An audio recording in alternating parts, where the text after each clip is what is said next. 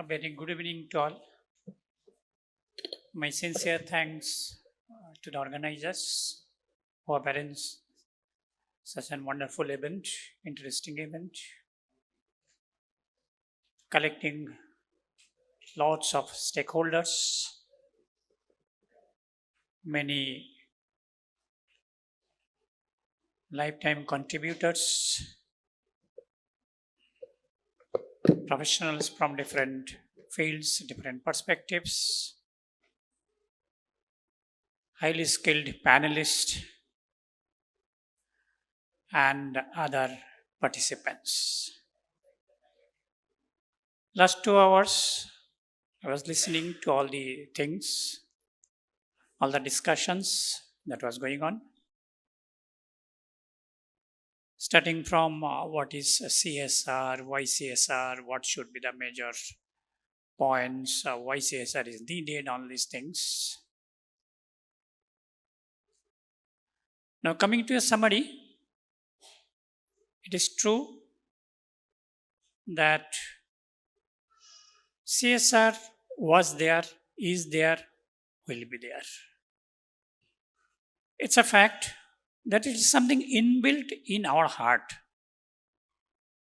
We do contribute to the society all the times in some form or other.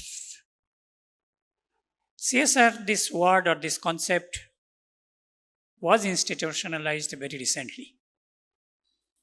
But before that, if we look at the companies, they were doing business for the society only.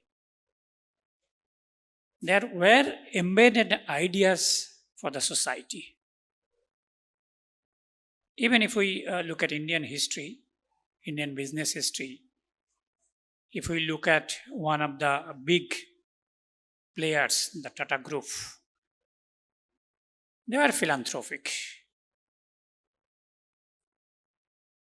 They established the institutions, what people used to call Tata Institute. Now it is the Indian Institute of Science at Bangalore, the best institute in India. Tata Institute of Social Science, Tata Institute of Fundamental Research. All these were philanthropic. Air India, it's a foundation of Tata. So basic idea is in our heart. The person who is leading the community, the person who is driving the business. Now, of course, there will be some people who will look at profit and profit only. There will be some organizations which will be philanthropic, which will think of the planet, which will think of the society.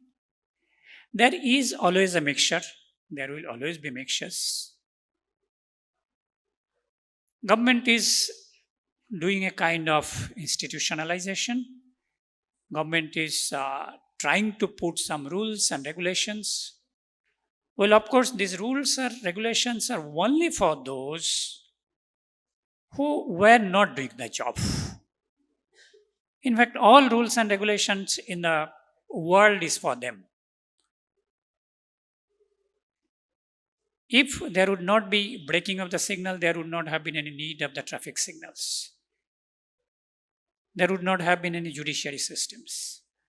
There would be some people who would be not willing to do this. So this kind of rules and regulations that are coming up are simply due to them. But majority of the business people, majority of the groups are cautious. They're doing a great job. They are aware of the society. They are doing social goods. Well, maybe the concept of this net zero or planet and all these things were not inbuilt previously to a great extent. Since there is a problem of climate, there are issues coming up with pollution. There are issues coming up with the total heating process. So maybe because of that reason, the government and maybe the whole world is thinking of the issues that should be inbuilt, that should be integrated in the process of making the business. I think some of our panelists also are telling this, that in CSR 3.0, it should be integrated. I think it is already integrated, it is always there. That in the business process itself, let us think of the planet, let us think of the environment, as we are facing a lot of issues nowadays. Bhubaneswar is not that much polluted, so maybe here we are a little bit safer. But if you think of Delhi, you go to Calcutta, you go to Mumbai, you will see the issues. So let us not be bound only by the CSR rules that the government is giving, the government is putting off.